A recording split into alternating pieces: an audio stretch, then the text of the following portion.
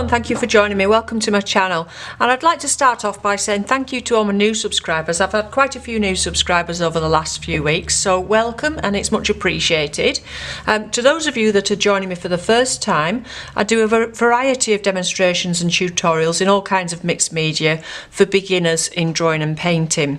So if you would like to subscribe and you haven't already, don't forget you can subscribe below, and there's a little bell there which will tell you when I'm releasing my videos, but they're out every Monday and Thursday. So today I really wanted to talk to you about just having a bit of fun with humble charcoal, because to me the best drawing tool is charcoal, and this is just ordinary willow charcoal. The other great thing about it is it's so inexpensive. You know, you can get a big box of charcoal that'll last you years for very little money.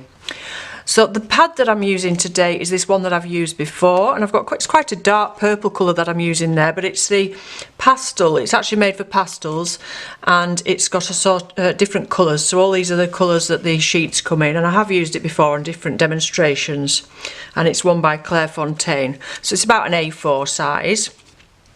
The portrait that I did very quickly was from a picture I printed off Pixabay quite some time ago, so I'm sorry I don't have the link for that one, but you might be able to find it on Pixabay. And it's just this gentleman with this flat cap on and his beard and the sun catching on the edge of his beard, so it was quite a nice photograph to work from.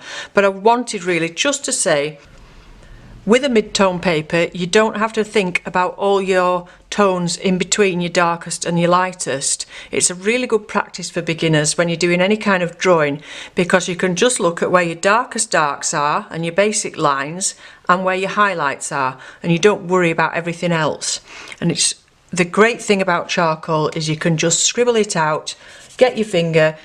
If the line's in the wrong place, I mean, say this line was in the wrong place, just get rid of it and move it a little bit higher up.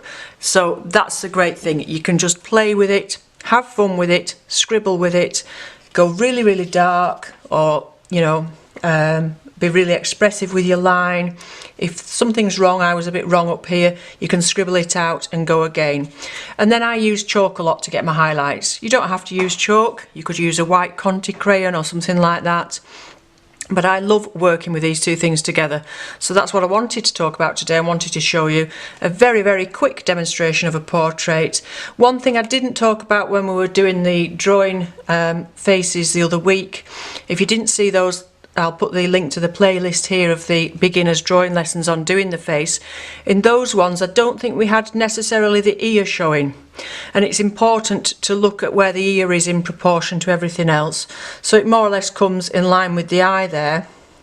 And it's a good indicator is the ear as to where everything else lines up, because we have a big muscle going from the back of our ear here right down to the front of our breastbone. So when your head's tilted in one direction or another, you'll quite often see this line here is the line of that muscle, and it gives you an indication of where things are and if the head's tilted or not. So everybody's ears are different. You know, there's a bit of a saying about old gentlemen, their ears and noses get bigger, don't they? But yeah, so look at where the bottom of the ear comes to and where the top of the ear comes to, in line with anything else when you're doing a side profile like this.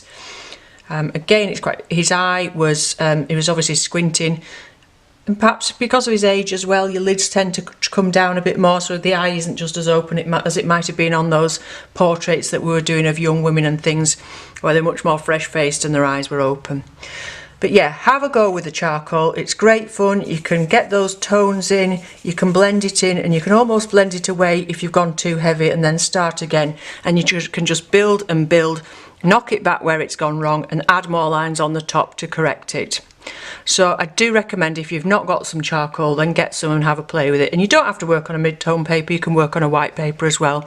And if you work on a white paper, one thing you can do to begin with is just cover the whole of the white paper with some charcoal, blend it in, and then work on top of it. So you can build your portrait up, you can get your lights back with your chalk, and you can go darker and lighter as you wish. So that's really all I wanted to say today. Have some fun with some charcoal, because I love it and I'm sure you will too. Let me know how you get on with that. I'll put the video on now of me actually drawing this portrait, and enjoy the rest of the video. I'll be back again soon. Thanks for watching, and bye for now.